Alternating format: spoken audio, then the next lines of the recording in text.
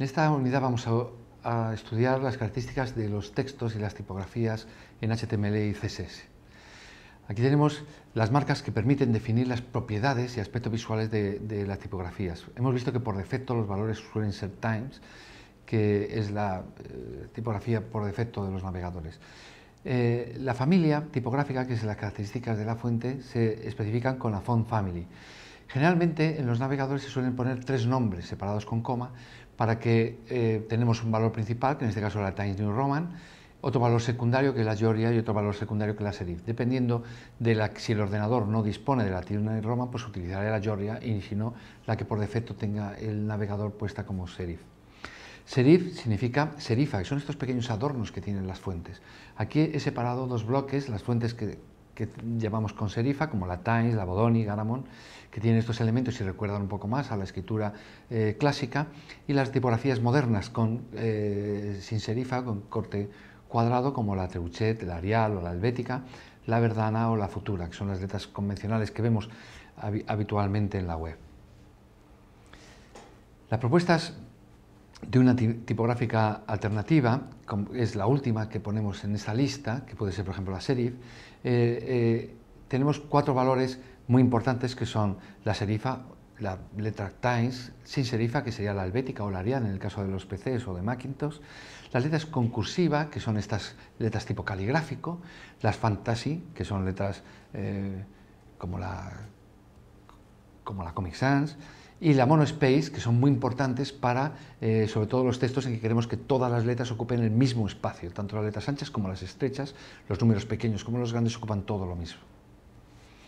La familia tipográfica se clasifica en varios tipos y el diseñador tiene que diseñar esta fuente en varias formas, desde las letras más finas, las light, las letras más condensadas, las letras más expandidas, las letras más negritas. Aquí vemos un ejemplo de una familia con las dos escalas, por un lado el ancho y por otro lado el grosor. El peso se identifica dentro del CSS con la propiedad font weight.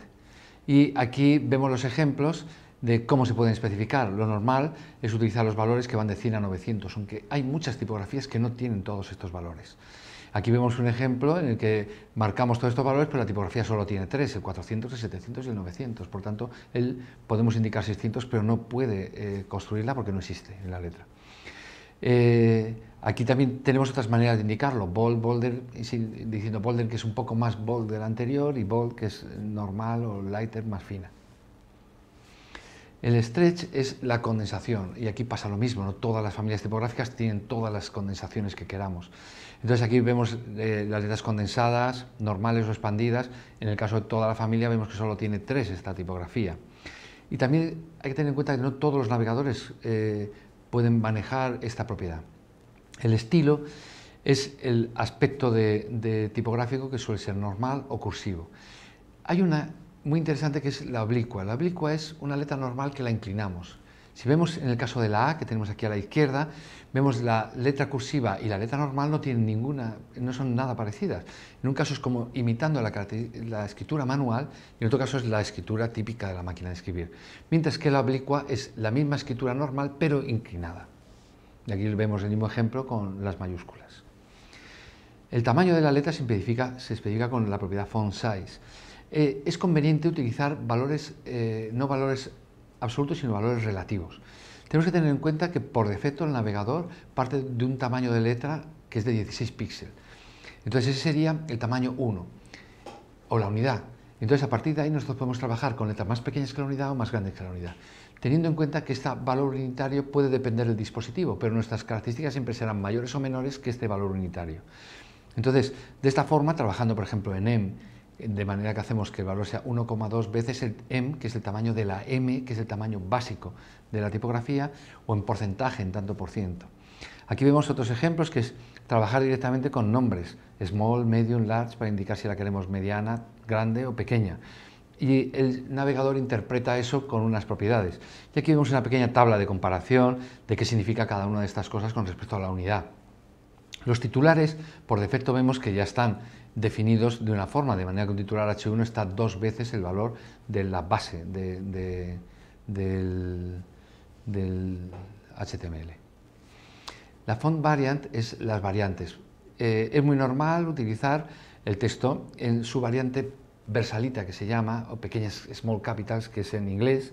Versalita es un texto que es mayúsculas pero de tamaño de la minúscula, y es una manera de resaltar algunas características de un texto sin que sea en negrita, ¿no? Otra manera más para incluir dentro de los aspectos visuales de valoración de la importancia del contenido. El line height es muy importante, que es la interlínea de las líneas del párrafo. Generalmente vienen en porcentajes sobre el tamaño del párrafo, de manera que habitualmente es un 20% del tamaño del ancho, de manera que tenemos este sistema. A veces nos puede interesar que esta separación sea un poco mayor para dar un aspecto más vacío o de una textura más ligera, o muy condensadas cuando queremos que entre la mayor cantidad de texto posible dentro de una página. Los formatos de fuente los podemos modificar. Tener en cuenta que cuando trabajamos en HTML, la fuente está habitualmente en el dispositivo del usuario.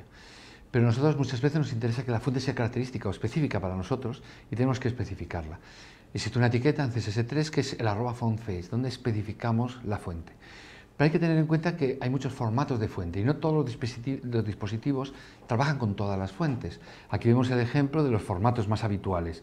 El WOV, que es el formato TrueType, OpenType, el OpenType embebido, y el SVG.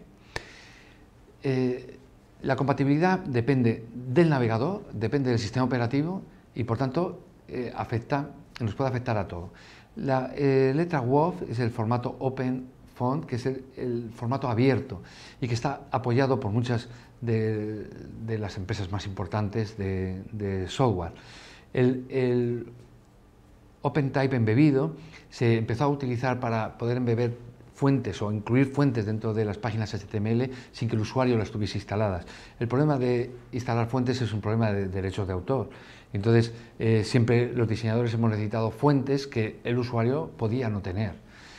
SVG es un formato escalable gráfico vectorial similar al PostScript, que se definió para la web y que utilizan los dispositivos sobre todo de iOS, como el iPad, el iPhone o el iPod.